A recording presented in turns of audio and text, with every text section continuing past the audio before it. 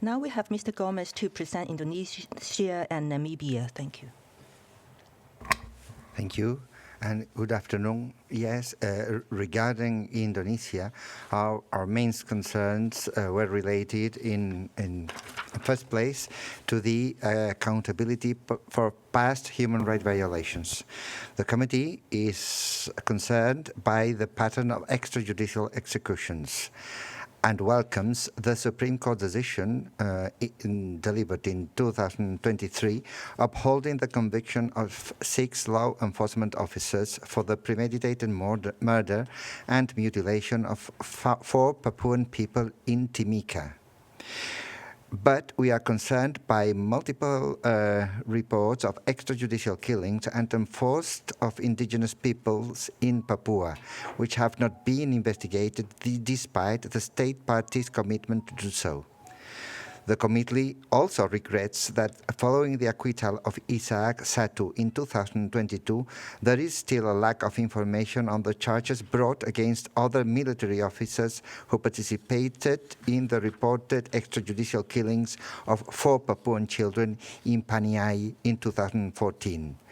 We are also concerned on the outcomes of investigation into enforced disappearances of pro-democracy student protesters between 1997 to 1998, and on the locations of the mass graves of the estimated 500,000 victims,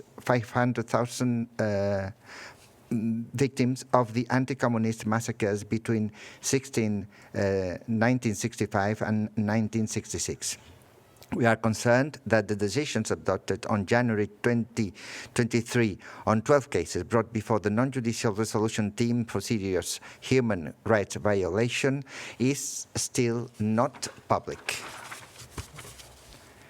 Therefore, we recommend Indonesia to guarantee the independence and impartiality of both judicial and non-judicial accountability mechanisms, to promptly investigate all human rights violations, to afford full reparations for all victims, to ensure access to public information regarding such cases, to guarantee that mourning and commemorative activities for victims are conducted without restrictions or threats, and ensuring that the Commission of Human Rights, HAM, findings are followed through by law enforcement agencies.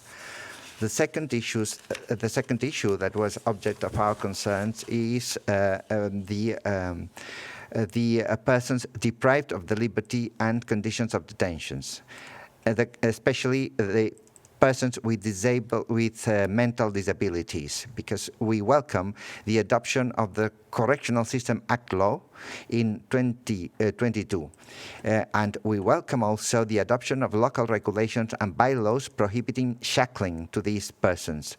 The committee, however, regrets the lack of information provided on penalties or effective remedies afforded to the victims and their families in the 4,441 cases of shackling that have been identified by the Ministry of Health. Therefore, we recommend the state party to harmonize laws and policies, including local regulations and bylaws, on the detention of people with psychological disabilities with international human rights standards, and harmonize laws and policies also to approach their situation as a health situation and not as a prison situation. The third issue we are worried about is the freedom of expression. We regret the limited information on laws and policies to protect individuals exercising freedom of speech, including human rights defenders, community leaders, and journalists.